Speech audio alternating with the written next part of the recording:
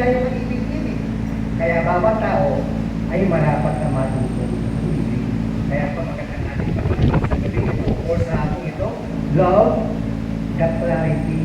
Ano yung natin yung pangatlo? Getting deeper and deeper in love. Hindi ganun ka. Talagang the Father in Church. Maraming salamat sa iyo. Maraming salamat sa patuloy niyong paghiro sa buhay namin lahat. At alam namin, Panginoon, hindi ko kami nagkukulang lahat ng makukubuti ang sa iyong ipinagkaraan. Kaya naman sa oras na ito, ang aming sabok, kung ano man ang makasasalamat dito sa pag-aaral namin, alisin mo, gano'n sa lahat patawad. At kayo po ang malayang pumilos sa kalangit na anak. Kayo po ang magbigay ng lito. Ito po ang aming samong dalangin sa pangalan ng Panginoon. Clarity of love. Clarity. Having a clear understanding. Seeing things clearly. Yan ang ibig sabihin kasi ng clarity. Sinasabi sa Ecclesiastes 2:26, to the person who pleases him, God gives wisdom, knowledge, and nagbibigay ito ang Diyos ng karunungan, kaalaman, at kaligayahan sa lahat upang maabot ng tao ang kanyang isipan. Oo, tama, nasa akin ang isipin. Pero ang pag-iisipan ng Diyos, nahanapos natin. Mula pa lamang sa pagkakalikha ng tao ay pinakita na ng Diyos ang kanyang damdamin tungkol sa kanyang mga nilikha. Ito ay ang pagiging God is love, and this personality is full of love. Ito ang dahilan upang ang taong nahiwalay sa kanya o nahiwalay sa kanyang piling ay ninais niya nahiwalay sa kanya. The greatest love of God, ang pinakatatay ng pag-ibig at alam na natin lahat, yung sasabing agape. At ang pag-ibig, aminin naman natin lahat, kung ilan man tayo ngayon dito sa gabi nito, ay isang pagkakakilanlan sa atin. Kung mga katabi mo, laging na naging hinala at laging nagbibig ka, nagbibig kaya yan. O kaya naman yung katabi mo ay laging laging walang ginawang tigis sa ka. At lahat ng marinig na salita ay pinupunta sa iyo, maibigin ba yan? Malinaw na hindi. Kaya ito, bigyan natin ng konting linaw ang pag-ibig. Una, 1 Corinthians 13:1. If I speak in the tongue of men, or tongues of men, or of angels, but do not have love, I am only a sounding board or a clapping cymbal. Kung meron daw ang sino man sa atin ng gift of speech, kahit sabihin natin nakakapag-speak in lang tayo, o kahit pa yung mga wika ng mga anghel ay nauunawaan natin at kayang ipanapaliwanag. O kaya naman sa simpleng pamamaraan ay mayroon na yung mga pananalita na kayang ipakunawa natin sa kapag dahil natin sabihin. Ang sabi, mahusay na magsalita. Makapangyarihan man ang pamamaraan mo o gifted ka. Kasi maraming tao, charismatic, talagang gifted sa pagsasalita. Magsalita ka kapag-upbeat, o kaya naman mayroong mga pananalita na kapag papalakas ng loob ng iyong kapwa, ng iyong katabi, nakakabuo ng loob. But if there's no love, it's useless. Yun sabi ng Panginoon. 1 Corinthians 13:2. If I have the gift of prophecy and the gift of all mysteries and all knowledge, and if I have faith that can move mountains but do not have love, I am nothing. Marunong ka mang mag-preach. Nagtuturo tayo kami sa ikatuturo, at sa ikatutungin ng aming mga inaaralan. At kung minsan, ang mga may sakit na nagdami o emotion, sa pamamagitan ng mga pananalita namin ay nakakagaling. Nagkakaroon ng bagong pananaw sa buhay, lumakas ang loob. Kung wala din daw pag-ibig, walang pagbuhan. At sa 1 Corinthians 13:3, if I give all I possess to the poor, and give over my body to hardship that I may boast, but do not have love, I gain nothing.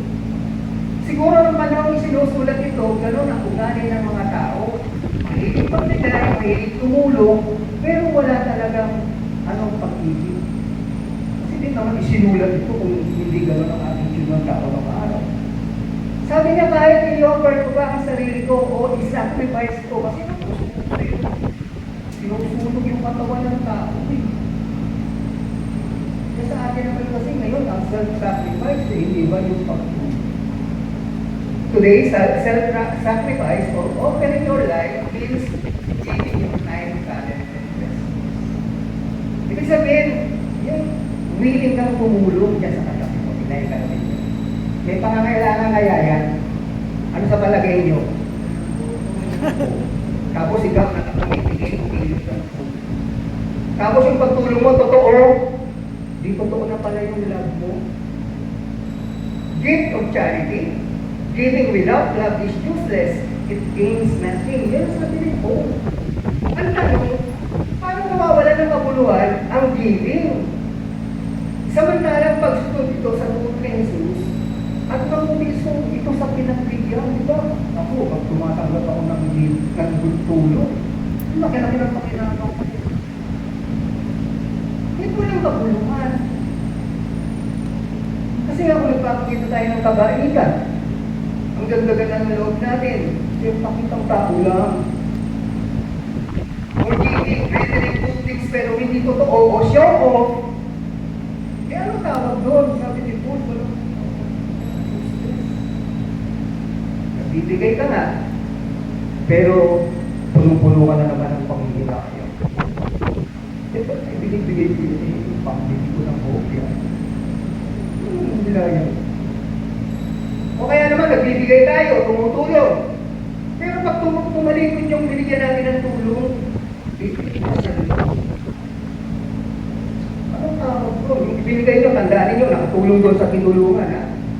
Pero kapag pinintasan na natin yon, yung binigyan natin, at pagkatapos, pag nagalit tayo, nagpupuno tayo ng panunumbat sa mabubuting bagay na ipinagkaloob natin sa kanila, ano ang tawag natin doon? Yung pag-ibig. Lahat ng pagbibigay na yan ay meaningless dahil out of love. Kaya kung nagbibigay tayo mula sa gabi ito, with love. Kasi nalulunod ang Diyos sa pagbibigay niya, masaya ka. Ibig sabihin lang naman, pag yun ang sinusumbat yung yung mga ipinagbibigay natin, yung sila ng value. At syempre, kapag nagbibigay tayo, dapat mayroong kababaan. Hindi yung puno ng kayabangan, hindi ko mga tinulungan yan, makakarating ba dito yan? Hindi naman siguro ganyan yung katabi ko, tignan mo nga. Ganyan ba yan? Alam ko naman, hindi na, kasi anong tinuturo sa atin dito, love. Nakita nyo kanina yung pag-aaral natin, even yung pamahiin, kailangan you will present the truth in love. Hindi ba? Kaya kailangan natin. At ang ginagawa natin, kung walang tumaan, tatandaan natin lahat na hindi katanggap-tanggap sa Diyos. Kapag isinumbat, kapag nagagalit ka, kung ano-ano pinisasabi mo sa tao, sa mga wala. Pero siyempre, pwede yung tulong na yun, nakatulong sa tinutulungan. Kaya lang, sa harapan ng Diyos, nandito pa. 1 John 3:16, this is how we know what love is. Jesus Christ laid down His life for us. So, ang pinakamalalim na kaulugan ng pag-ibig, ang pag-aanay ng buhay. Pwede ba bilhin yung uli ang katawan? Sabi ko, tignan, hindi gusto mo nung. Kasi kaya nandiyan yan, iniaanay ni Jesus buhay niya. Kaya nandito tayo lahat ngayon. Iniaanay ni Jesus ang buhay sa atin. Walang patakaran, hindi nanunumbat, hindi humihingi ng bayan.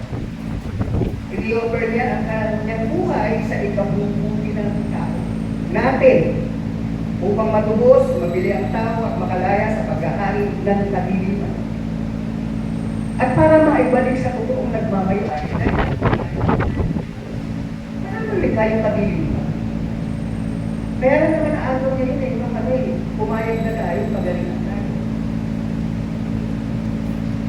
Dahil namalikha ang tao, nakita niya na ito ay mabuti, kaya kung maibabalik ng pag-ibig ni Kristo ang tao sa Diyos Ama, ito ay pagbabalik ng dignidad ng tao. Dahil nakita na niya ang tao na niya ay mabuti upang tayo muli, David, muling kamasayan ng paghahari ng kanyang manlilika at magulang. At praise God, dami ko ba sa Las Piñas sa akin ay kaharian ng Diyos na naghahari sa atin ngayon. Sa puso ka natin ang kaharian ng Diyos. Napili ako na pinaghahari ang kaharian.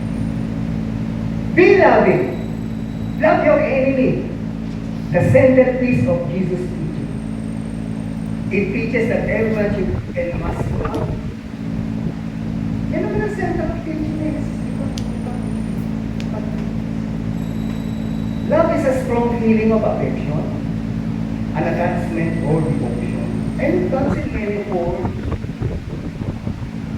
Diba, si Ate Baby, saka si Kuya Ray, di ba romantic mo lang ito? Di ba romantic at tawag sa lahat?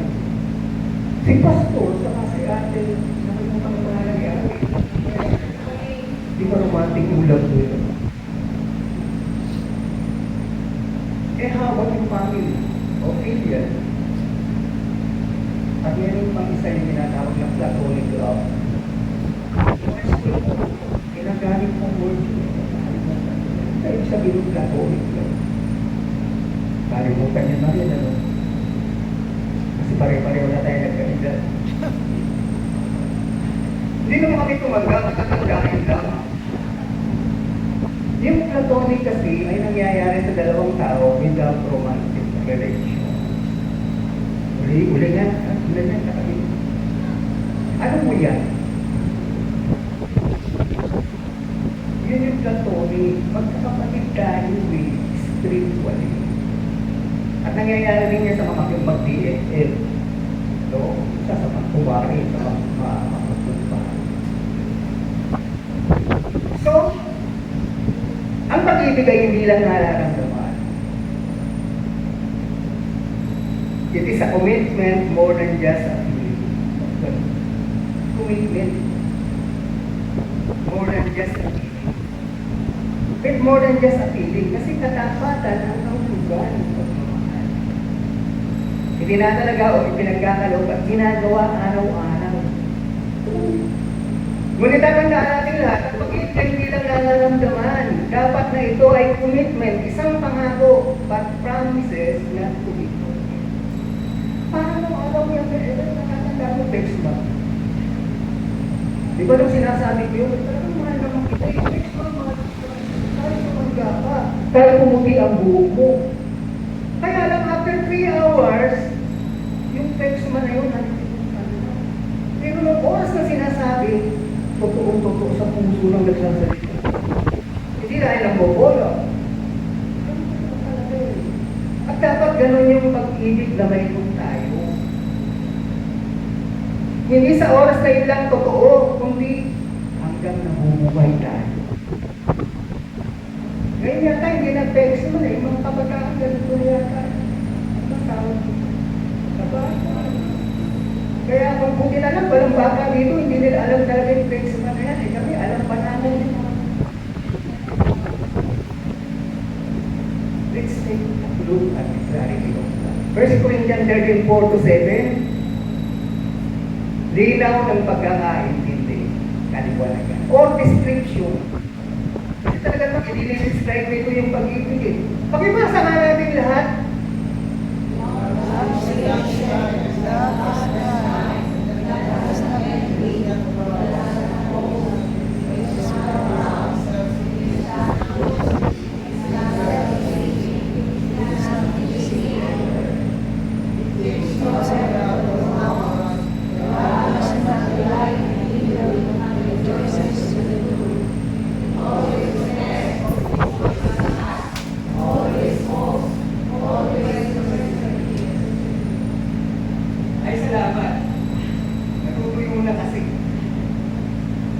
Balikan natin, love is patient. Dapat mapagpaumanhin, dapat mapagpasensya. Marapat unawain ang sinuman sa atin at matutunan na ang katabi mo ay yung minamahal ko ay may kahinaan. Sa pag-iiral ng kahinaan at kakulangan, imbis na magalit, ang marapat na itubo ay pagkunawa. Pag-unawa o unawa sa pamamagitan ng pagpapaunawa. Pagpapasensya. Dahil sadyang may mga bagay na hindi kayang tutukin ng isip o agad-agad maunawaan ng isang taong minamahal, hindi kayang magawa o gawin agad, hindi pa masunod sa nais nating mangyari. Hindi maipagkaloob yung minahangal natin. Kaya kung nangyayari na ito, huwag magalit. Bagbusin paggaloob ang pasensya. Huwag bagbusin ang pasensya din naman. Kung tayo nagpapasensya, huwag natin bagbusin. Kapag dumatating na sa kasagaran ng pagpapasensya, hindi focus ka ng bahay. Sa Jollibee, kumain ka ng donut. Kumain ka doon kahit nag-iisa ka. Kasi hindi. Nawawala na nga ang pasensya mo, nandun ka pa rin sa apat na sulok ng tahanan ninyo, tapos yung pa rin gulo ninyo ang napag-iisipan mo, lalo nawawala na ng pasensya. Lalo ba ang kinaiinisan natin ay yung nakagawa ng mali sa atin? Lumabas ng bahay. Alam nyo, magkami na nagpapaka-after sa akin. Chismis lang po yan. Basta gusto mo namin. Ay, salamat po sila lang. Ako nagkasal sa inyo. Bakit naman? Kasi yun, ganito po eh. Ganyan. Sagot naman ng isa, siya ka rin eh. Kasi ganyan eh. Bakit ako? Wala naman yung pagmamahal sa isa. Pinasimulan ko yun. Pastor, sabi ng babae. Nandiyan pa ako yung pagmamahal ko sa kanya. Pero sawang-sawa na ako sa lahat ng ginagawa niya. Ubus na ho ang aking pasensya. Kaya gusto ko makipag-iwalay. Kaya ko yung uubusin yung pasensya. Baka ma-upgrade sa inyo. And love is kind. Mabait at mabuti. Eh syempre ang pag-ibig talaga. Gumagawa ka na ng mabuti sa tao. Diba? Ginagawa natin ang anumang makabubuti sa ating minamahal. Anumang makapagpapalakas ng loob ay sinasabi natin. Lalo na yung makakagaang at makasasaya. Bakit ginagawa? Bakit sinasabi? Kasi gumagalang tayo at nagmamahal. If love is fine, hindi tayo nag-iisip ng ikasisira o gumagawa ng ipapahamak niya. Hindi. Ayaw natin mag-alis niya. Ganun ang umiibig na mabait. Hindi marites. O ipinukwento yung pagkukulang ng minamahal. Isang ugali at sakit na ng tao yun. Pag nag-aaway sila, hindi nagkakaintindihan, o ikukwento kay kumare yung lahat ng kahinaan at kasiraan o ikumpare pa. Kung nalaman tuloy ng tao, yung mga bagay na hindi na mabait ka ba? Tanong sa katabi. Kasi pag mabait ka, hindi mo ikinukwento yung kahinaan ng minamahal. Love does not envy. Hindi naninigo o nag-iingil. Ibig sabihin, maraming tao sa paligid natin na talagang nakakaangat doon sa mga katangian ng minamahal natin. Huwag natin kaingitan yun kasi nasabihin ang mga tao. Baka mamaya yung minamahal mo, hindi pa pala tapos ang Diyos na sa pagkita sa Kanya. Kaya meron siyang mga kahinaan na hindi na nakikita natin na nagdadala sa atin ng inis. Pero ang sabi, huwag kang naiinggit. Huwag mong hinahanap yung kagalingan ng ibang tao dito sa kapartner mo. Dahil talagang may pagkakaiba-iba ang tao. Iba nga sa isla, sa hayop, di ba may pagkakaiba? Ang tao pa kaya hindi magkaroon ng pagkakaiba? Di ba dati natin, Tom Mark, ang pagkakakilanlan ngayon ay isang tao. Oo. May pagkakaiba. Kaya ang sinasabi, kung ang pag-ibig mo ay hindi maintindihin, huwag mong hinahanap yung wala. Dahil mahihirapan kang matagpuan. Meron na ba nakakita na o hindi, meron pa namang naghanap ng wala na nakakita? Di ba wala rin? Kaya wag. Dapat sa isang nagmamahal hindi umiira ng inggit, bagkos ay tinatanggap ang pinakahinaan at iginagalang ang kahinaan. Hindi tinitingnan ang kahinaan at kulangan na isang kapintasan.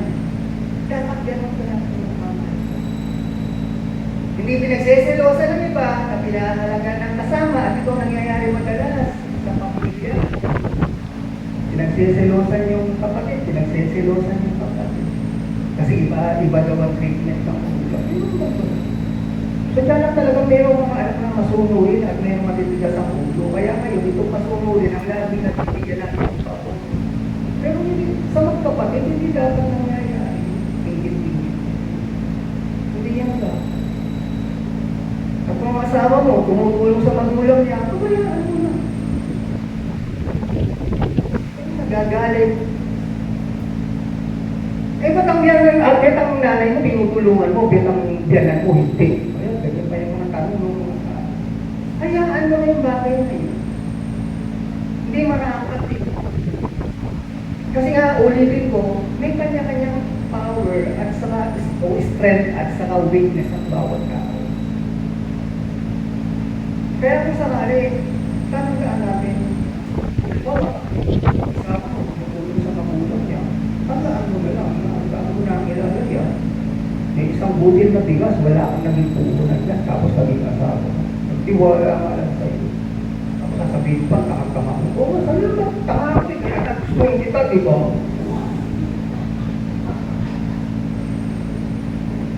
Eh kasi nga, minsan nakakainis talaga. Yun lang mga maliliit na bagay na pwede naman talaga mabigyan ng solusyon. Mahihirapan sila. Letter D, love does not boast, hindi mayabak, hindi mapagmataas. Ibig sabihin ng ng bagay na ito, maraming bagay kasi. Proud, yabang. Pagtataas sa sarili at pangmamaliit ng iba. Ano nasa niya naman magsalita ng ganito? Alam mo naman kung sino ito? Alam mo naman kung sino ka, wala ka naman palang sinabi. Pagkakaroon ng salita, hindi ka mayaman-yabang. At siyempre, saan makapunta yun? Habang sinasabi mo yung pamimintas na yun, na bumuo ang galit sa loob mo. Kaya maya-maya sumisigaw ka na doon sa galit mo. Pag-aralan niyo kung hindi totoo. At saka ang tao na hindi mayabang, hindi yan mapagtanim ng bahay. Lalo na hindi nanunumbat. Kasi, ipinakikita ng panunumbat ang gagaspangan ng ugali.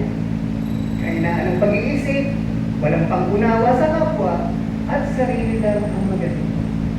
Yan yung mga tao na yapang. Pag-ibig mo, yapang-yapang. Hindi nga, pinakasalan dito eh. Wow! Thank you very much, pinakasalan mo ko. Nagkayabang ko ang tao. Nakakainis. Pati ako naiinis na dito sa message. Love is not true. Ulitin nyo, ayan, nakaposa, pinakikita ng panunumbat. Well, ibalik mo, basahin ko lang. Ipinakikita ng panunumbat ang alin? Ang magaspang na ugali na kung ito ay nangyayari sa atin, tiyak ang pagkakaroon ng makitid na pag-ibig. Sobrang latang. Love is not true, hindi magaspang ang ugali. Ibig sabihin ng hindi magaspang, nasaktan ako, pero hindi ako gumaganap eh. Kasi kapag naging root ang pag-ibig natin, tiyak nagaganti tayo at lalabas sa atin ang mga pananalita. Susumba na natin lalo na magawa natin ang pag-ibig. At maraming tao, kapag nasaktan, nag-iisip na gumanti o gumawa ng mga gawang makasasakit. Nakakakitaan ng pagmamalagis, kawalan ng pagpapahalaga at ng babato ng masasakit na salita. Kaya tandaan natin lahat, kahit pa nagawan tayo ng kasalanan o nagawan ka ng kasalanan, ay hindi marapat na gumanti at batuhin sila ng mga salitang masakit na nagpapababa sa kanila. Kaya natin sinasabi sa Twitter, huwag ka naman bumato. Huwag ka bumato. Dahil sa pag-aato mo, ang sarili mo pinakikita mo kung sino. Kapangitan, kapag ito ay nangyayari sa atin, iyak ang pagkaroon ng makikit na pag-iisip at magaspang na ugali. Love is not easily angered.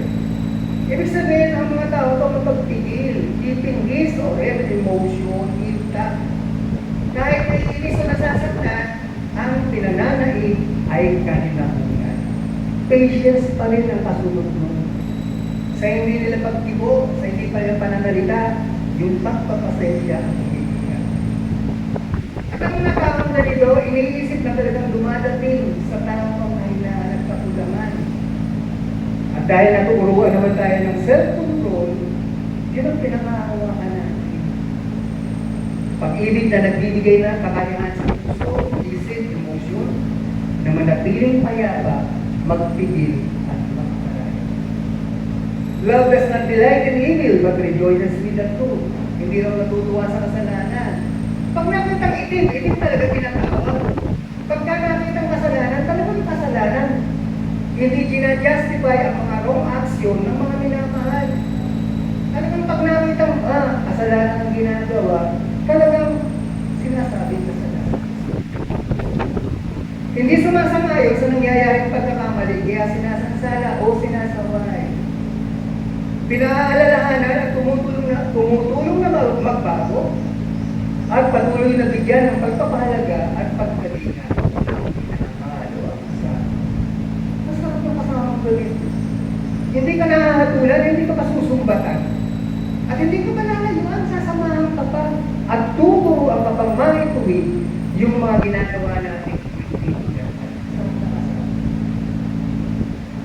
She lakas na delight in evil, but rejoices with the truth. Hindi natutuwa sa kasalanan na nakikitang ginagawa. Ang mga magulang ganito eh.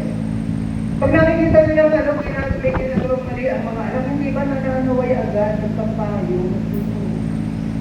Ganun ang mga magulang. Imbes na magalit, ay binibigyan ng sarili ng kakayahang unawa. Binibigyan ng buwang ang pagpipigil at inaalis ang galit. Hindi konsentido. Pinupunuhan ng pagtulong na maipunawa ang kamali ang ginagawa. Tumutulong na magbago ang kanilang perspective o paningin, pananaw, by advice and counsel.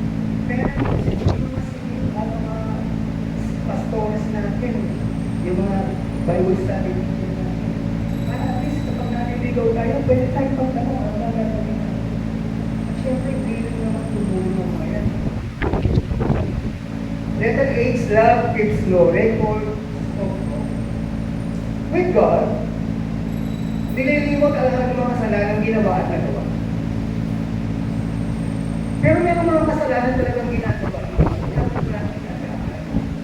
Kasi baka ulitin eh. Yung ibang tao kaya ayaw magpagawad dahil natatakot na baka ulitin. Pero ang mga tao nagmamahal na hindi na itinatala ang mga kasalanan. Ibig sabihin, pinaalis sa isip. Maaaring hindi nilili mo, pero inaalis sa isip, hindi inaalala, hindi isinusumba. That's one way yung pag-aalis sa isip, kasalanan ginawa, yung isinusumba. Dahil oras na isinumbat mo yan, inaalala mo na naman. Sinabi mo na naman. Hindi rin nag-aalala na baka hindi magbago ang papatawarin. Hayaan mo kung hindi magbago, ang mahalaga, ang sinasabi ng Diyos na magpatawad ka. Dahil kung gagawin pa rin niya uli yung ginawa ng mali sa atin, mayroon na siyang pananagutan nun. Pero wala tayong pananagutan kasi nagpatawad tayo. Kinalimutan natin ang kanilang kasalanan. Kung may ibig ko pang maalis ang mga gawang mali, this is Jesus' way of keeping records of God. Eh kung inaalala ba ni Jesus ang mga kasalanan natin lahat, nasaan tayo ngayon? Tuturuan pa kaya tayo? Iibigin pa kaya tayo? Gagabayan pa tayo? Pangungunahan pa tayo para mapabuti? Kaya ito hindi. Kaya records of God. Kaya natin. And love protects, God's hopes perseveres. Matiisin, nagtitiwala, puno ng pag-asa, nagtitiyaga. Ang mapagmahal daw ay iniisip na talagang dumadating sa tao ang kahinaan ng kapulakan. Talagang iniisip na niya. At sinasabi ba, kung ano man ang dapat gawin ay ginagawa ng tama. Hindi nababagot, hindi naiinip, hindi nagsasawa. At kapag nagagawa, kasi ginamaya, dahil ganun talaga yung pag-ibig. At idadagdag ko na lang ito, alam niyo, maibigay hindi po ito. Isipin mo naman, 3 taon ay underwear ng asawa mo. May tas-tas lang at inisul sila. Hindi mo pa maibigay. Hindi po ito. Magkakaroon ko lang kayo kasi namin na yata kayo.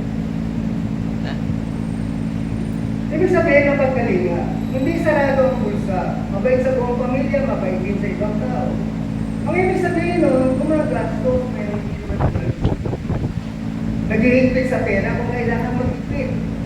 Eh, kung kailangan may bilhin, binibili.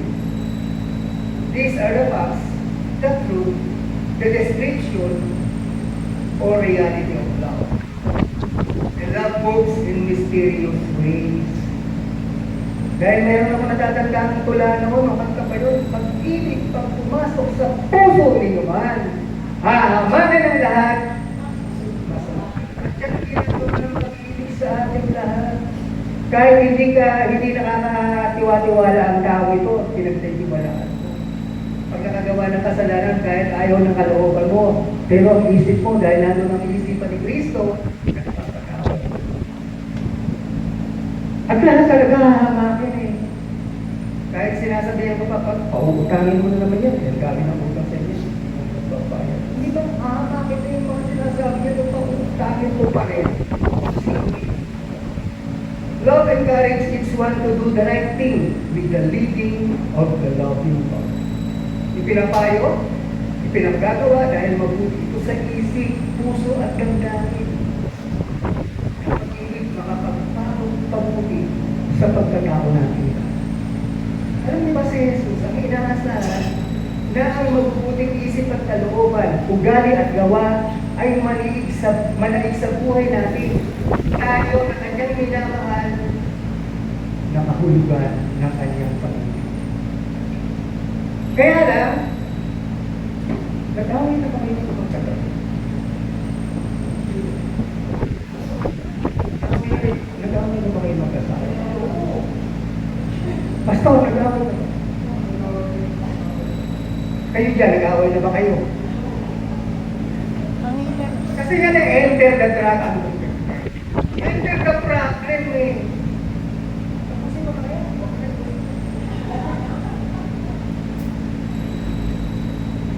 Enter the problem. Diba, anong pinagmulan ng aming pagkakaroon? Paano nagsimula ang aming gulo? Bakit naharapon kami sa hindi pagkakaunawaan? Ako ba kaya ang may kasalanan? Ako pagkukula? O siya ang dahilan? Magaspang ba ako? Makasarili, magagalit, mapagkinanakit, masakit magsalita o kahit ang ugali. Hindi ba namin pinahalagaan ang aming relasyon? Bakit naawi ang aming pagsasama, pagkakaibigan, pag-uusap sa pagtatalo, pagkakalit, at ngayon ay parang nawala na ang amor at paggalang sa iyo.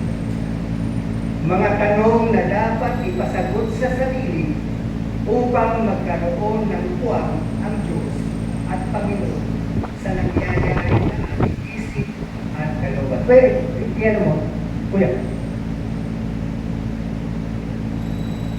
There are times in relationship with family and friends, we might encounter challenges or setbacks. Gulo at hindi pagkakao. Iyan mo ba? Forward mo kuya. Hindi maiwasan ang pagtatalo, pagkamagalit, na nakauwi sa malaking problem. Isa ba kuya? Anger is a symptom of heart. Dito ba nagalit? Nasaktan. Di ba kaya natin yun? Dito ka nagalit. Nasaktan ako eh. Sinaktan niya. Kapag magulo at wala ng pagkakasundo at pag-uunawaan, ang ginagawa dapat ang umiibig ay makasiyasan. At yun ang binabasa ko kanina eh. Anong pinagmulan? Diba? Ano ba? Bakit naging magulo at hindi kami nagkakaunawaan? At magaspang ba ako? Mapangit ang ugali? At ang kasunod, kuya, mga natanong na dapat ipasagot sa sarili upang magkaroon ng buwang ang Panginoon sa nangyayari sa ating Dapat tinatanong niya, nagalit ka sa akin, bakit ka?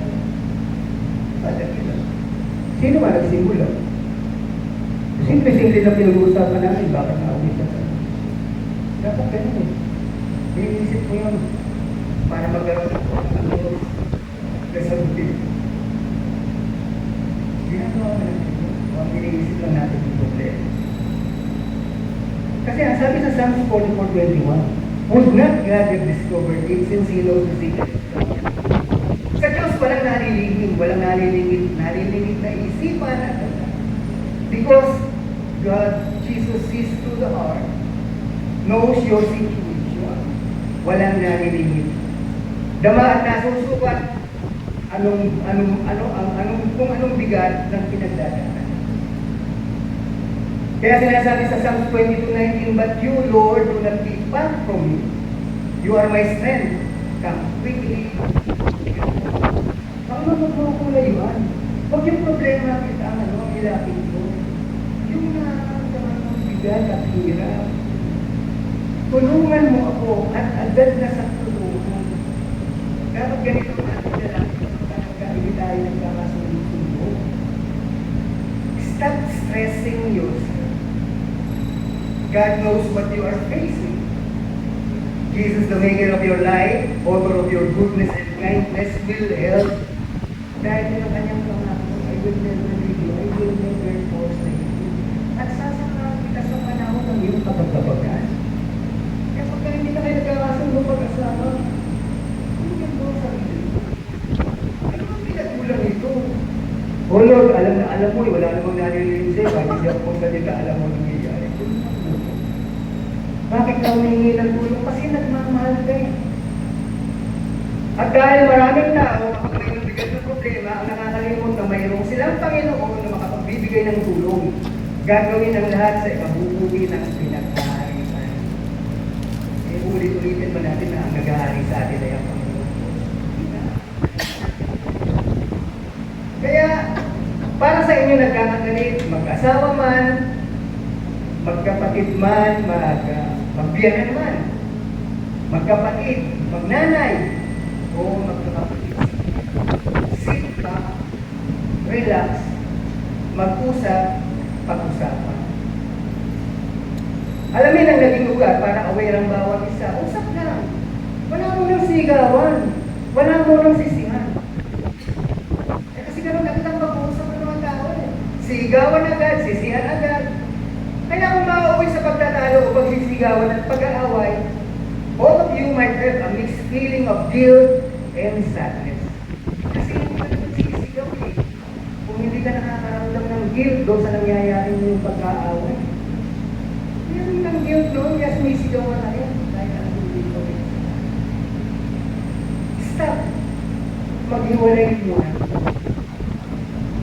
Lalo pa nga, ang laman ng loob mo ay makikipagkasundo. Pinakausap ko na yung gustong makipagkasundo dahil hindi ka. Umigan na kayo. Kung nakaulit na sa pagputalo, at kung kami na, itulog nyo na lang. Ginabi na yung pag-uusap eh. Iwalay mo na. Tulog na. Kaya pagdating mo sa kwarto at nakahiga sa isis, nakatagilid, huwag mo na kapatid. Bigla kang kadyakan, mahulog ka pa sa kama. Baka mamaya may kawali pa lang dinala yung sa ilalim ng kama, may bato sa iyo. Sabi nga, stop. Tama na muna mo. Gabi na eh. Dahil sa galit na umaapaw, walang malulugas, walang makikinig, sariling galit lang ang ilalabas ng puso at dito. Kinabukasan, at mayroon ng peaceful mind and heart, mag-usap ulit. Pero pakiusap, mag-pray ko na kayo ulit. Dahil naniniwala ako, pag nag-uusap kayo, hindi naman kayo, hindi nga lang sabay. Kaya wala nangyari mo sa prayer, nag-aaway pa rin kayo, di ba? Kung ngayon magsabay kayo, mag-pray. Pagkatapos, alalahanin niyo yung mga pangyayari, kung hindi pa kayo nag-aaway. Yung bang nagsusubang kayo ng ice cream, pinagpapala po siya ng money, hindi mo na gano'n. Diba ang sweet moments niyo doon? Yung bang pagkanakita ko siya, oh, he's taking my breath away. Yung kasama niyo mga ibang gano'n. Alalahanin nyo noon pa panahon na yun. Ang tingin mo sa kanya, parang I won't last a day without you. Tapos you will be against the world pa nga eh. Di ba, puro bantay yun? Tapos, balikan sa isip yung mga masasayang araw ninyo bago nagpa-problema. Habang nag-uusap, mas mabuti na maramdaman niya dahil ikaw ang umiibig. Maranasan niya ang pagmamahal mo kahit sa pakikinig lang. What do I mean? Makinig ka. At kahit naiinis ang kinakayat niya, tahimik ka lang.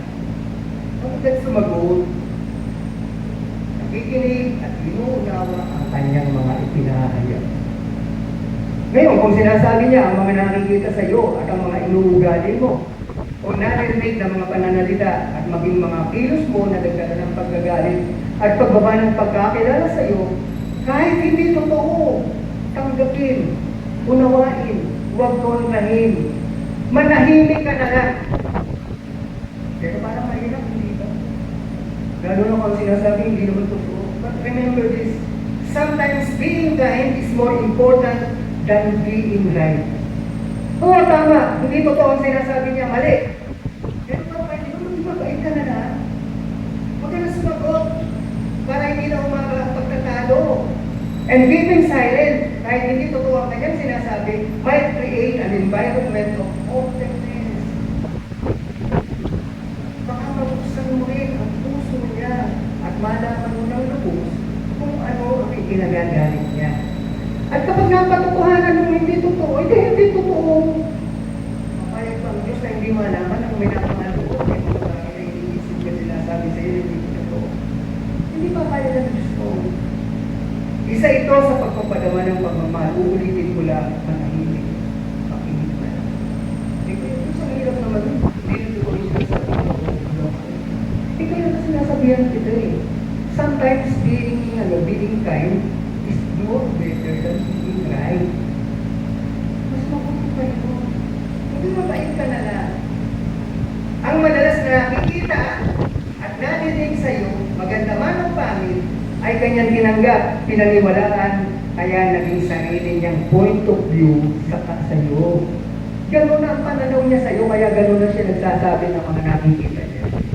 Kapag ikaw na ang nagsasalita, ipadama ang pagmamahal sa iyong mga salita. Sabihin mo nasa sa loob mo, ipaunawa na yun kasi ang akala mong tama kaya mo nagawa. Kaya mo nasabi. Hindi mo alam na makasasakit pala at nagdadala na pala ng inis sa kanya. Pwede mo naman sabihin niya na. Mahirap pang gawin nyo, kung umiibig ka at ang sasabi niya. Kung hindi totoo ang kanyang point of view, sabihin ito ng hindi pasigaw, hindi pagalit o mataas ang boses. Sapat lang, tama lang, at dapat may pagpapakumbaba. Sorry ha, sama-sama pala sa inyo. Kung may sasabihin, grabe ka naman sa akin. Anong ganun? At syempre, dahil nag-pray ka naman habang nagsasalita siya eh. Ang pinag-pray mo yung magkasundo kayo. Sabi sa Pilipos 2, verse 3 and 4, bilang tanda ng pagpapakumbaba, ituring yung higit ang iba kaysa inyong mga sarili. Pagmalasakitan ninyo ang kapakanan ng iba at hindi lamang ang sa inyong sarili. Both ways, pinababasa ko ito. Pag nasakitan nyo ang damdamin ng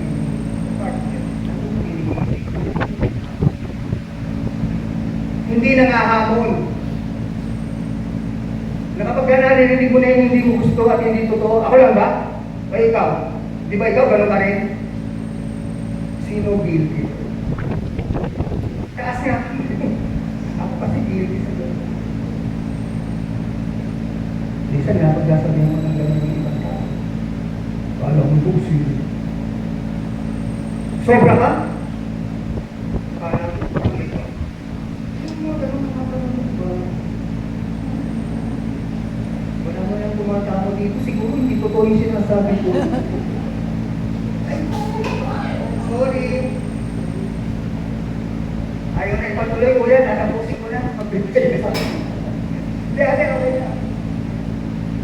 Tapusin ko na. Kung tama at totoo naman ang kanyang mga sinasabi, mag-sorry. Say sorry and mean it. I admit I'm wrong. Nagkamali ako.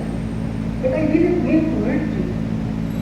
And hurting you is the last thing I will ever do, so please forgive me. Hindi ka ng tawag. Many times sa pag-amin ng mali, ito ay nagpapaalis ng galit. Dahil kami mga magulang, di ba pagka umaamin yung mga anak namin, nagiging na kami, huwag na kami yung galit namin. Yun pa kaya, kami nakakalat. Itanong kung ano ang mabuting gawin ayon sa kanya. Alamin ang naisin ng kanyang puso, pakinggan at unawain na ang sinasabi niya ay mabuti para sa kanya. Kaya masabi sa inyo na pakikinig man lang, ipadamuin niyo ang inyong pagkakas. 2 Corinthians 2:7-8, now instead you ought to forgive and comfort him or her, so that he or she will not be overwhelmed by excessive. Hindi ko alam kung galit ang dalawang magmamahalan. Hindi naman galit na galit lang yan eh. Nakaalala din naman niya. Nalulungkot din naman niya sa nagiging damdamin mo. Paano kung bigla na lang itong tumawid sa ako sa kulay na walang tubig siya. Paano kaya ito? Baka naman, hindi na naman kumain ito. Nakaalala din naman yung umiibig sa iyo. No? Kaya dapat naman yung katawayan ng isa't-isa upang hindi tuluyang masiraan ng loob dahil sa matinding lungkot. Ito ang pagkukuhan ng pag-uusap, pagpapatawanan, pagkakasundo, pagkakaloob ng kaaliwan, open up. Forgive, if it is what you have to do. Magpagmanhin, magtiwala, ipadama ang pagmamahal, magpagana. Because forgiveness opens the path of new beginning. Kasi pag nagpatawaran kayo sa pag-uusap ngayon, siyempre masisimulan na naman ang tayo. At marami nagsasabi, love is lovelier the second time around. Eh tayo pa maging third yun. Eh totoo naman na, hindi ba, yung isang kilala ko dito, sasabi ng mga anak, nagkaroon siya ng love. Tapos para isigaw lagi lang siya eh.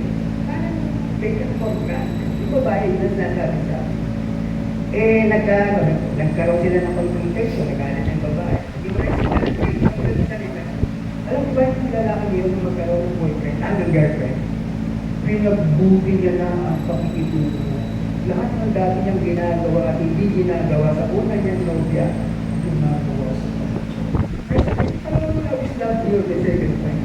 Hindi na alam doon sa dati. Forgiveness always was the forgiven of comfort. Love can be best expressed by forgiveness. Kung may pagpaawa yan, may pagkakawa. Kaya kaya malaking kaaliwan ang dinadala ng pagpapatawa. At kung walang nangyari sa pag-uusap, hiwalay muna uli. Usap na lang uli sa susunod. Baka pwede bukas. Kung hindi pa bukas, baka sa susunod. Pero tatandaan niyo, dahil umiibig ka, ginawa mo na ang part mo. At kung hindi niya tinanggap, siya. Ang mahalaga doon, sinunod mo ang nais ng Diyos. Hindi ka ng tao. Pakinggan mo siya, ipanamang mo. Yun ang mahalaga na nagagawa ko. At ipanalangin na mabuuli ang inyong relasyon. As sa 1 Corinthians 13:8, love never fails. Pag-ibig ay hindi nabibigo. Nakita niyo naman, love never fails. So ibig sabihin, dito sa pinag-uusapan natin, pag nalaig na ang pag-ibig ninyo sa isa't isa, hindi mabibigo ang pag-ibig. Magkakasundo kayo. At ang mananaig ay ang pag-ibig na kanyang ibinigay. Yon ang mananaig sa inyong pag-aaway. Kasi ang Diyos man, umaasang tatapusin natin ang pagkipagkagaling. Kasi kasama ang Diyos at Panginoon na umiibig sa inyo na ayaw magbati, ayaw magkasundo. Kaya tama na, tingin na, sukat na, tapusin na ang gulo at pag-aaway at magbabati. Love never fails. Ang pag-ibig na Yesus ay nakatapusan, nananatiling buhay at hindi nagbabago. Kaya pairanin na lang ang pagbabago. Huwag matigas ang ulo. Huwag maging manhid. So, in closing, we have to give love